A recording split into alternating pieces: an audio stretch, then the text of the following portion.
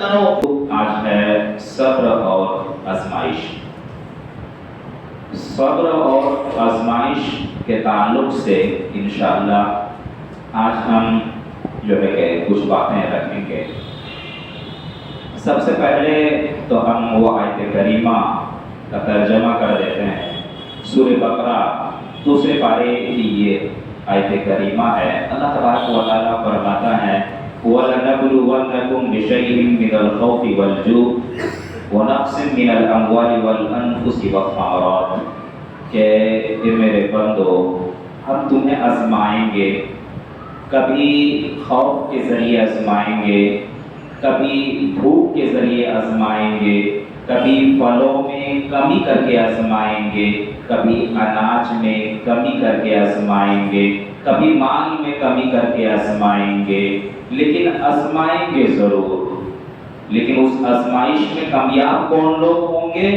اللہ تبارک و تعالیٰ کہتا ہے وَبَشِّرِ الصَّابِرِينَ، جن لوگوں نے صبر کیا، جن لوگوں نے صبر کیا وہ لوگ کامیاب ہیں۔ اب آئیے دیکھتے ہیں، اللہ تبارک و تعالیٰ کہتا ہے کہ کامیاب کون لوگ ہیں؟ جو اس آزمائش میں کامیاب وہی لوگ ہو پائیں گے جو ہے کہ صبر کریں گے۔ صبر اگر آپ دیکھیں گے تو قرآن مجید کے اندر اللہ تبارک و تعالیٰ نے صبر کے تعلق سے جو آیت کریمہ قرآن کریم میں لایا ہے وہ 90 سے زائد مرتبہ اللہ تبارک و تعالیٰ نے صبر کے تعلق سے آیات لایا ہے۔ تو صبر کی کتنی بڑی اہمیت ہے پورے اسلام میں اگر آپ دیکھیں تو صبر سے بھرا پڑا ہے ہمارا اسلام۔ اللہ کے نبی صلی اللہ علیہ وسلم کی تاریخ کو آپ اٹھا لیجئے، پوری تاریخ صبر سے بھری پڑی ہے میرے بھائی۔ یہی نہیں، ایک حدیث سے میں بیان کرتا ہوں کہ صبر اور شکر یہ کیا چیز ہے۔ اللہ کے نبی صلی اللہ علیہ وسلم ایک حدیث میں بیان فرماتے ہیں وَإِنْ أَصَابَتْهُ شَرَّهُ شُكْرًا وَإِنْ أَصَابَتْهُ ضَرَّهُ صَبْرًا۔ اللہ کے نبی صلی اللہ علیہ وسلم فرماتے ہیں کہ انسان جب خوشحالی میں ہوتا ہے، خوشی میں ہوتا ہے تو اللہ تبارک و تعالیٰ کا شکریہ ادا کرتا ہے، اور انسان جب مصیبت میں ہوتا ہے، تکلیف میں ہوتا ہے تو وہ جو ہے کہ اس کے اوپر صبر کرتا ہے، اور صبر ہی کرنا چاہیے۔ اس حدیث سے یہ پتہ چلتا ہے کہ ایمان دو چیزوں کا نام ہے، ایک صبر اور ایک شکر۔ ظاہر سی بات ہے انسان کی زندگی خوشی یا تو غم کا مجموعہ ہے، خوشی اور غم کا مجموعہ ہے۔ انسان کی زندگی میں یا تو خوشی ہی خوشی ہے، خوشیاں ہی ہیں، یا تو غم ہے۔ یہ دو چیزیں انسان کی زندگی میں پایا جانا بہت ضروری ہے اور پائے بھی جاتے ہیں۔ آئیے دیکھتے ہیں کہ صبر کسے کہتے ہیں۔ صبر عربی زبان کے اندر کسی چیز سے روکنا یا کسی چیز کو باندھنا اسے صبر کہا جاتا ہے، اور شریعت میں اگر دیکھیں صبر کسے کہتے ہیں تو صبر تین چیزوں کا نام ہے۔ پہلی چیز، انسان کے اوپر جب کوئی مصیبت آ جائے، کوئی پریشانی آ جائے تو اس کے اوپر صبر کرے، اور دوسری چیز کہ انسان اللہ تبارک و تعالیٰ کی اطاعت کرے اور اللہ تبارک و تعالیٰ کی اطاعت میں جمع رہے، اس کے اوپر چاہے لوگ کوئی بھی پریشان کرے یا ان کے اوپر مصیبتوں کے پہاڑ توڑے جائے، لیکن اپنے موقف پہ ڈٹے رہنا ہے، صبر کرنا ہے، توحید پہ جمے رہنا ہے اور صبر کرنا۔ اور تیسری چیز ہے کہ گناہوں سے بچے رہنا۔ فتنوں کا دور ہے، ہر طرف برائیاں ہیں، برائیوں کی سیلاب آئی ہوئی ہے، لیکن ان برائیوں کی سیلاب میں آپ اپنے آپ کو بچا کے رکھے ہیں، یہ ہے صبر۔ اسی طریقے سے بغیر صبر کے انسان کا تصور ہی نہیں ہو سکتا ہے۔ انسان کی زندگی میں صبر کا مادہ نہ ہو وہ انسان ہی نہیں ہے۔ صبر بہت ضروری ہے میرے بھائی۔ آپ اسلام کے اندر دیکھ لیجیے، اسلام کے جو 5 ارکان ہیں، پانچوں ارکان میں صبر پایا جا رہا ہے۔ پہلا رکن کیا ہے؟ دیکھیے توحید، سب سے پہلا رکن جو ہے توحید، اس میں بھی صبر ہے۔ آپ کو جو ہے کہ توحید کے اوپر ڈٹے رہنا ہے، جب کوئی بھی پریشانی، کوئی بھی مصیبت آ جائے، توحید کے راستے میں آپ چلیں گے، دین کے راستے میں چلیں گے، آپ کے راستے میں کانٹے بھی بچھائے جا سکتے ہیں، آپ کو پریشان بھی کیا جا سکتا ہے، لیکن ان تمام چیزوں کو نظر انداز کرنا ہے اور شرک کے راستے پہ نہیں چلنا ہے، اور آپ کو ان تمام مصیبتوں کا سامنا کرنا ہے، اس کے اوپر صبر کرنا ہے۔ توحید میں بھی صبر ہے۔ آپ نماز دیکھ لیں گے، نماز میں بھی صبر ہے۔ دوسرا رکن جو ہے نماز میں بھی صبر ہے۔ 5 وقت کی آپ نماز پڑھتے ہیں، 5 وقت نماز پڑھنے کے لیے آ رہے ہیں، آپ کو صبر کرنا پڑے گا اپنے کاموں پہ، کام کو بند کرنا ہے، بند کر کے نماز پڑھنے کے لیے آپ کو آنا ہے مسجد، آرام دہ بستر کو چھوڑ کر آپ کو صبر کرنا ہے اور نماز کے لیے آنا ہے، اس میں بھی صبر ہے۔ تیسرا رکن ہے زکات، اس میں بھی صبر ہے۔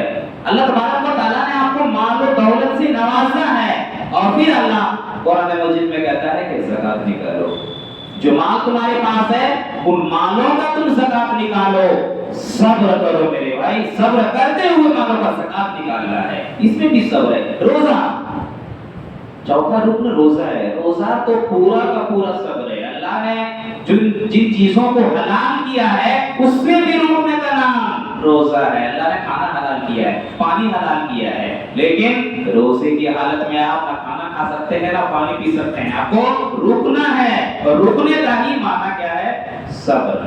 صبر کو عربی میں کیا کہتے ہیں؟ کسی چیز سے رک جانا، کھانے سے پینے سے آدمی اپنے آپ کو روک رہا ہے، یہ صبر ہی نہیں تو اور کیا ہے میرے بھائی؟ 5واں رکن جو ہے حج کے اندر بھی صبر ہے۔ آپ غور کریں گے اسلام کے اوپر تو دیکھا کہ آپ کو ملے گا کہ پورا کا پورا اسلام صبر سے بھرا پڑا ہے۔ حج کو دیکھ لیجیے، پورا حج جو ہے کہ صبر کے اوپر ہے، صبر ہی کرنا ہے آپ کو، حج میں جا رہے ہیں تو مصیبتیں پریشانیاں آپ کو آئیں گی، لیکن اس کے اوپر صبر کرنا ہے۔ ٹائم سے کھانا نہیں مل رہا ہے، آرام کرنے کے لیے جگہ نہیں ہے، لیکن آپ کو ان تمام چیزوں کے اوپر صبر کرنا ہے میرے بھائی۔ تو پتہ کیا چلا؟ اسلام کے اوپر اگر آپ دیکھیں گے تو قدم قدم میں صبر آپ کو ملے گا، اور آپ کو صبر کرنا ہے۔ یہ صبر اب بڑا گہرا تعلق ہے انسانی زندگی سے۔ اللہ تبارک و تعالیٰ قرآن مجید میں بار بار کہتا ہے، صبر کا تذکرہ کرتا ہے۔ ایک جگہ یہاں تک اللہ نے کہہ دیا کہ ہم صبر کرنے والے کو بغیر حساب بدلہ دیں گے۔ کوئی حساب نہیں ہے صبر کرنے والوں کا، بغیر حساب بدلہ دیں گے ان کو، صبر کرنے والے کو۔ اللہ تبارک و تعالیٰ نے جنت کا تذکرہ کرتے ہوئے فرمایا کہ جنت ہم ان تمام لوگوں کو نہیں دیں گے، سب کو جنت نہیں ہم دیں گے، جنت ان لوگوں کو دیں گے جو صبر کرنے والے ہیں۔ اللہ اکبر۔ جنت کے بارے میں بھی اللہ نے اعلان کر دیا، سب کو نہیں ملنے والی ہے یہ جنت۔ جنت اللہ اسے دے گا جس کے اندر صبر کا مادہ پایا جاتا ہو، جو صبر کرتا ہو اسے اللہ جنت دے گا۔ یہی نہیں ہے، ابھی میں نے ایک آیت کریمہ جو پڑھا تھا شروع میں سورہ بقرہ کی کہ وَلَنَبْلُوَنَّكُم بِشَيْءٍ مِّنَ الْخَوْفِ وَالْجُوعِ وَنَقْصٍ مِّنَ الْأَمْوَالِ وَالْأَنفُسِ وَالثَّمَرَاتِ وَبَشِّرِ الصَّابِرِينَ۔ اللہ تبارک و تعالیٰ آزمائے گا ہمیں۔ ہمارے ساتھ کیا ہوتا ہے؟ کوئی مصیبت، کوئی پریشانی آ جاتی ہے، ہم پریشان ہو جاتے ہیں، ہائے اللہ یہ کیا ہو گیا، یہ کیا ہو گیا۔ اللہ خود کہتا ہے میرے بندو، میرے مومن بندو، ہم تمہیں آزمائیں گے۔ کیسے آزمائیں گے؟ کبھی بھوک کے ذریعے آزمائیں گے۔ تم یہ نہیں سمجھنا، تم پریشان نہیں ہونا کہ اللہ ہمیں پریشان کر رہا ہے، یہ مت سمجھنا تم۔ ہم بھوک کے ذریعے آزمائیں گے تمہیں، یہ اللہ کا قانون ہے، ہم آزمائیں گے تمہیں بھوک کے ذریعے، اور ہم تمہیں آزمائیں گے پھلوں میں کمی کر کے بھی، خوف کے ذریعے بھی آزمائیں گے، مال میں کمی کر کے آزمائیں گے۔ تمام چیزوں کا اللہ بیان کر رہا ہے، لیکن آزمائیں گے ضرور۔ وَبَشِّرِ الصَّابِرِينَ، اور اللہ تبارک و تعالیٰ صبر کرنے والوں کو بشارت دیتا ہے، کامیاب صبر کرنے والے ہو جائیں گے۔ کامیاب کون لوگ ہیں؟ صبر کرنے والے۔ یہی نہیں، الذین اذا اصابتهم، کیوں کامیاب ہیں وہ لوگ جو صبر کر رہے ہیں، وہ کیوں کامیاب ہے؟ اللہ اسی کے آگے فرماتا ہے الذین اذا اصابتهم مصیبہ قالوا انا للہ و انا الیہ راجعون، کہ جب ان کے پاس کوئی مصیبت آتی ہے، کوئی پریشانی آتی ہے، تو وہ دوسروں کے پاس جا کے شکایتیں نہیں کرتے ہیں، اللہ سے شکایت کرتے ہیں اور اللہ سے کہتے ہیں قالوا انا للہ و انا الیہ راجعون، ہم اللہ ہی کے لیے ہیں اور اللہ ہی کی طرف لوٹنے والے ہیں۔ یہ چیز، یہ ہے صبر کرنے والے لوگ میرے بھائی۔ صبر کسے کہتے ہیں جانتے ہیں؟ ذرا دیکھیے کہ صبر کرنے والے جو ہے وہی کامیاب ہیں۔ حضرت ام سلمہ رضی اللہ تعالی عنہ، اللہ کے نبی صلی اللہ علیہ وسلم کی بیوی، امہات المومنین میں سے ہیں۔ اللہ کے نبی صلی اللہ علیہ وسلم سے شادی ہونے سے پہلے ان کا نکاح حضرت ابو سلمہ رضی اللہ تعالی عنہ سے ہوا تھا۔ وہ کہتے ہیں کہ اللہ کے نبی صلی اللہ علیہ وسلم کو میں نے فرماتے ہوئے سنا، ایک مرتبہ اللہ کے نبی صلی اللہ علیہ وسلم بیان کر رہے تھے کہ جو شخص مصیبت میں ہو، پریشانی میں ہو، بہت ساری تکلیف میں ہو، اور اس تکلیف کے عالم میں اگر کوئی شخص اس دعا کو پڑھے جو دعا پڑھنے کا حکم نبی کریم صلی اللہ علیہ وسلم نے دیا ہے، کون سی دعا ہے؟ تو اللہ تبارک و تعالیٰ اس سے بہتر اجر اسے دے گا۔ آپ اگر مصیبت میں گرفتار ہیں، پریشانیاں لاحق ہیں، تکلیف میں آپ مبتلا ہیں، اس تکلیف کے عالم میں اگر آپ اس دعا کو پڑھتے ہیں تو اللہ تبارک و تعالیٰ اس مصیبت سے، اس تکلیف سے بہترین چیز عطا آپ کو کرے گا۔ وہ کون سی دعا ہے؟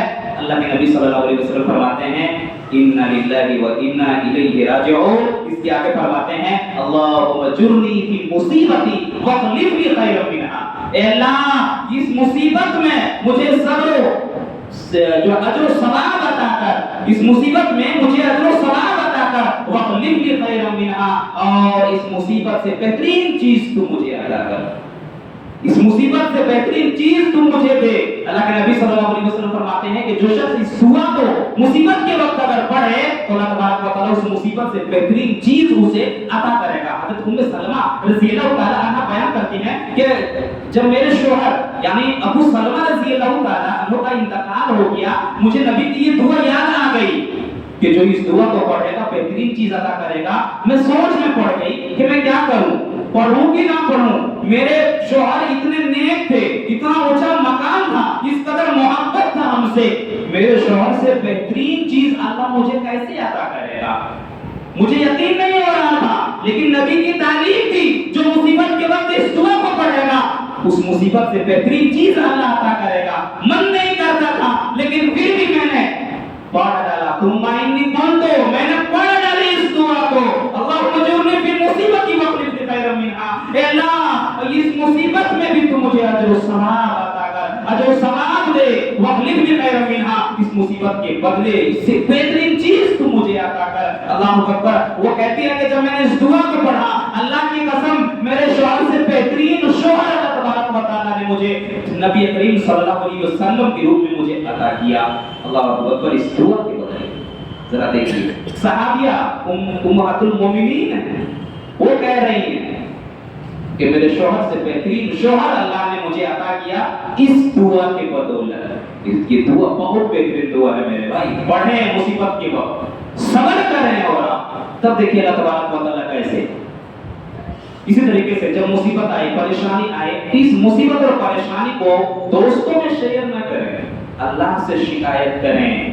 انبیاء علیہ السلام کا یہی قانون تھا میرے بھائی، یہی وہ لوگ کرتے تھے۔ حضرت ایوب علیہ السلام کو دیکھ لیجئے، پورے بدن میں بیماری لگی ہوئی ہے، بیوی چھوڑ کے چلی گئی، گھر والے چھوڑ کے چلے گئے، بچے چھوڑ کے چلے گئے، حضرت ایوب علیہ السلام کو گھر سے باہر نکال دیا جاتا ہے۔ حضرت ایوب علیہ السلام کسی کے سامنے شکایت نہیں کرتے ہیں، اللہ کے سامنے شکایت کرتے ہیں، اے اللہ تو ارحم الراحمین ہے، اے اللہ تو معاف کرنے والا ہے، اللہ بیماری دینے والا تو ہے، اللہ اس بیماری کو تو دور کر دے، اللہ بیوی چھوڑ کے چلی گئی، اللہ بچے چھوڑ کے چلے گئے، اللہ معاشرے والوں نے الگ کر دیا ہے، اللہ بیماری لگ گئی ہے، اللہ اس بیماری کو تو دور کر دے۔ صبر کرتے چلے جا رہے ہیں، گھر والوں نے الگ کر دیا، صبر کر لیے، بچے چھوڑ کے چلے گئے، صبر کر لیے، معاشرے والوں نے الگ تھلگ کر دیا، پھر بھی صبر کر لیے۔ اللہ اکبر۔ اللہ نے قرآن میں तज़किरा कर दिया अय्यूब अलैहिस्सलाम का कि हमने अय्यूब अलैहिस्सलाम को सब्र करने वाला पाया।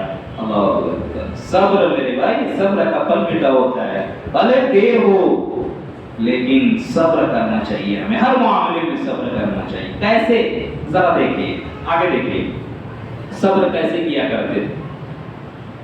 हज़रत खब्बाब बिन अर्त रज़ियल्लाहु ताला अन्हु इब्तदाई दौर में मुसलमान हुए थे। इब्तदाई दौर में इस्लाम कबूल कर लिया था इन्होंने, इब्तदाई दौर में इस्लाम कबूल, और जब इस्लाम कबूल कर लिया तो कुफार मुशरिकीन इन्हें बहुत सताने लगे। तपती हुई धूप में इन्हें लेटा दिया जाता था और इनके सीने पे पांव रख दिए जाते थे और आग के अंगारों के ऊपर इन्हें लेटा दिया जाता था, सीने में पांव रख दिया जाता था ताकि टस से मस न हो सके। हदीस के अंदर अल्फाज आते हैं कि इनके जिस्म से निकलने वाली चर्बी पिघल पिघल कर आग के अंगारों को बुझा देती थी, लेकिन खब्बाब बिन अर्त रज़ियल्लाहु ताला अन्हु को छोड़ा नहीं जाता था, इतना परेशान किया जाता था। खब्बाब बिन अर्त रज़ियल्लाहु ताला अन्हु एक मरतबा अल्लाह के नबी सल्लल्लाहु अलैहि वसल्लम के पास आते हैं। अल्लाह के नबी सल्लल्लाहु अलैहि वसल्लम काबा से टेक लगा के बैठे हुए थे। कहते हैं अल्लाह के नबी सल्लल्लाहु अलैहि वसल्लम आप हमारे लिए दुआ क्यों नहीं कर देते हैं, मदद की दुआ कर लीजिए। अल्लाह के नबी सल्लल्लाहु अलैहि वसल्लम टेक लगा के बैठे हुए थे, सीधे बैठ जाते हैं। कहते हैं खब्बाब रज़ियल्लाहु ताला तुमसे पहले की कौमों को जमीन में गड्ढा खोद के आधा काट दिया जाता था और उन्हें जो हिस्सों में तकसीम कर दिया जाता था, लोहे की कंघी से उनके जिस्मों को नोचा जाता था, लेकिन फिर भी वो टस से मस नहीं हुए थे। ये खब्बाब बिन अर्त रज़ियल्लाहु ताला अन्हु सब्र करो, सब्र करो, और कहते हैं अल्लाह की कसम ये दीन गालिब आकर रहेगा, ये दावत जो है कि अपने काम को अंजाम दे के रहेगी, तुम सब्र करो, सब्र करो। ये सब्र की दावत अल्लाह के नबी सल्लल्लाहु अलैहि वसल्लम दे रहे मेरे भाई। ये सहाबाए किराम थे। यही नहीं, हजरत मालिक बिन अबू औफ रज़ियल्लाहु ताला तिर्मिज़ी की रवायत है कि उनके बारे में आता है कि उनका बेटा औफ बिन मालिक, मालिक बिन अबू औफ, उनके बेटे का नाम औफ बिन मालिक रज़ियल्लाहु ताला, उनको दुश्मनों ने गिरफ्तार कर लिया था। औफ बिन मालिक बिन अबू औफ आते हैं अल्लाह के नबी सल्लल्लाहु अलैहि वसल्लम के पास, कहा कि अल्लाह के नबी सल्लल्लाहु अलैहि वसल्लम मेरे बेटे औफ बिन मालिक को दुश्मनों ने गिरफ्तार कर लिया है, आप कोई रास्ता बताइए। अल्लाह के नबी सल्लल्लाहु अलैहि वसल्लम कहते हैं कि मालिक बिन औफ रज़ियल्लाहु ताला, मालिक बिन अबू औफ रज़ियल्लाहु ताला सब्र करो, सब्र के अलावा हम तुम्हें कुछ मशवरा नहीं दे सकते, सब्र करो और कसरत से ये दुआ पढ़ो, ला हौला वला कुव्वता इल्ला बिल्लाह। वो दोनों यानी उनके वालिदैन मालिक बिन अबू औफ रज़ियल्लाहु ताला और उनकी बीवी दोनों चले जाते हैं, कसरत से ये दुआ पढ़ते हैं, अल्लाह से जो है कि दुआ करते रहते हैं, ए अल्लाह मेरे बेटे को रिहा कर दे। एक रात की बात है और फिर मालिक रज़ियल्लाहु ताला कहते हैं कि एक रात की बात है, अचानक मेरी बेड़ियां खुल गई, बेड़ियां टूट गई, मैं बाहर निकला, ऊंट बैठा हुआ था, ऊंट के ऊपर मैं सवार हो गया, इर्द गिर्द बहुत सारे ऊंट थे, उस ऊंट को जब मैंने उठाया सारे ऊंट उठ गए, जब मैं चला वहां से सारे ऊंट चलने लगे। घर जब मैं वापस आया मेरे वालिदैन देखते हैं बहुत सारे ऊंट लेकर आ गए हैं मेरे बेटे। अल्लाह के नबी सल्लल्लाहु अलैहि वसल्लम के पास जाते हैं, मालिक बिन अबू औफ रज़ियल्लाहु ताला कहते हैं ऐसा और ऐसा हुआ, मेरा बेटा तो आ गया है, अल्लाह ने रिहा करा दी, लेकिन बहुत सारा ऊंट आ गया, उन ऊंटों के साथ हम क्या करें। अल्लाह के नबी सल्लल्लाहु अलैहि वसल्लम कहते हैं कि तुम अपने ऊंटों के साथ जो सलूक करते हो वही सलूक तुम इन ऊंटों के साथ करो। अल्लाहु अकबर। फिर अल्लाह तबारक व तआला ने सूरह तलाक आयत नंबर 2 नाज़िल की और फरमाया व मन यत्तक़िल्लाह यजअल लहु मखरजा व यरज़ुक़हु मिन हैसु ला यहतसिब। जो अल्लाह का डर अपने दिल के अंदर रखेगा, अल्लाह कहां से रोजी दे देगा, अल्लाह कहां से रिज़्क दे देगा, इंसान के वहमो गुमान में भी नहीं आ सकता। ये चीज है मेरे भाई, सब्र करके देखो, सब्र करो अपने मामले में, अल्लाह कहां से रिज़्क देगा आप गुमान में नहीं ला सकते, तो सब्र करें, हर मामले में आप सब्र करें मेरे भाई। यही नहीं, आप जरा देखिए, मैंने ये कहा था शुरू में कि इस्लाम को अगर आप सही से देखेंगे तो पूरा इस्लाम जो है कि सब्र से भरा पड़ा है। अम्मार बिन यासिर रज़ियल्लाहु ताला अन्हु को देख लीजिए, उनके सामने उनकी मां को बरहना कर दिया जाता है और उनकी मां को कत्ल करने के लिए तैयार है कुफार और मुशरिकीन, और अम्मार बिन यासिर से कहा जा रहा है ए अम्मार अपनी मां की तरफ देख, तू इस्लाम से फिर जा, एक मरतबा کہ تیری ماں کو چھوڑ دیں گے. ماں برہنہ کھڑی ہے اور عمار سے کہا جا رہا ہے عمار تو اسلام سے پھر جا, محمد کا دین جھوٹا ہے یہ کہہ دے. اللہ کے نبی صلی اللہ علیہ وسلم کا گزر ہوتا ہے اور کہتے ہیں عمار صبر کرو صبر کرو صبر یاسین. یاسین کے گھرانے والے کو میں صبر کی تلقین کرتا ہوں, صرف صبر کرنے کے لیے کہہ رہے تھے. اللہ اکبر, وہ صبر کرتے جا رہے تھے. اس سے بڑا اور صبر اور مصیبت جو ہے کہ کیا ہو سکتا ہے میرے بھائی, کہ ایک اولاد کے سامنے, ایک بیٹا کے سامنے ماں کو برہنہ کھڑا کر دیا جاتا ہے اور کہا جا رہا ہے کہ عمار دین سے پھر جا, ہم تمہیں چھوڑ دیں گے. اللہ اکبر, لیکن دین کا سودا نہیں کیا. یہ صبر پہ ڈٹے ہوئے تھے میرے بھائی. اب بلال رضی اللہ تعالیٰ کو لے لیجیے. بلال رضی اللہ تعالیٰ کو تپتی ہوئے ریت میں لٹا دیا جاتا تھا, گرم پتھر کو ان کے سینے میں رکھ دیا جاتا تھا اور کہا جاتا تھا بلال ایک بار تو کہہ دے کہ محمد کا دین جھوٹا ہے, ہم تمہیں چھوڑ دیں گے. یہی نہیں, بلال کو جو ہے کہ مکہ کے بچوں کے حوالے کر دیا جاتا تھا. بچے ان کے گردن میں رسی باندھ دیتے تھے اور مکہ کی گلیوں میں دوڑایا جاتا تھا بلال کو, لیکن پھر بھی بلال اللہ اکبر کے نعرے لگاتے تھے. یہ بلال رضی اللہ تعالیٰ عنہ میرے بھائی مصیبتوں کا پہاڑ توڑا گیا, لیکن پھر بھی صبر صبر صبر کرتے رہے, صبر کرتے رہے. کبھی جو ہے کہ شکوہ نہیں کیا, شکایتیں نہیں کی میرے بھائی. یہی بلال رضی اللہ تعالیٰ عنہ تھے. صبر کا دامن جو ہے کہ لبریز ہو چکا تھا. اللہ کے نبی صلی اللہ علیہ وسلم کا انتقال ہو گیا. جنازے کی نماز صحابہ کرام پڑھ کے آتے ہیں اور پڑھنے کے بعد جنازے کی نماز کے بعد پہلی اذان کا وقت ہو جاتا ہے. لوگ کہتے ہیں کہاں ہے بلال, این بلال, بلال کہاں ہے. بلال خاموش کھڑے ہیں مسجد کے باہر. لوگوں نے کہا کہ بلال اذان کا وقت ہو چلا ہے, اذان دے دو. تاکہ نبی کے انتقال کے بعد مجھے اذان دینے کے لیے مت کہو, میں اذان نہیں دے سکتا ہوں. جب میں اذان دیتا تھا نبی کے زمانے میں, نبی کے رہتے ہوئے اذان میں دیتا تھا اشہد ان محمد رسول اللہ جب کہتا تھا, نبی کے چہرے کا دیدار کرتا تھا. نبی نہیں ہے, اب مجھے اذان کے لیے مت کہو. لوگوں نے کہا کہ بلال اذان دے دو. اللہ کی قسم میں اذان نہیں دے سکتا ہوں. اور بار بار یہ کہہ رہے تھے اے نبی کیا ہو گیا ہے, ہم سے کیا غلطی ہو گئی, ہمیں چھوڑ کے آپ چلے گئے. آپ کاش کہ ہمیں بھول کے جاتے, آپ ہمیں بول دیے ہوتے, آپ کیوں چلے گئے. یہ بار بار کہتے جا رہے تھے. لوگوں کو لگا کہ ان کے دماغ میں صدمہ پہنچا ہے. کچھ دنوں کے لیے بلال کو باہر بھیج دیا جائے, ملک شام بھیج دیا گیا. 6 مہینے کے بعد واپس آتے ہیں. لوگوں نے کہا بلال تمہاری زبان سے اذان کی کلمات سنے برسوں ہو چکے ہیں, ایسا محسوس ہو رہا ہے, بلال اذان دے دو. کہتے ہیں نہیں میں اذان نہیں دے سکتا.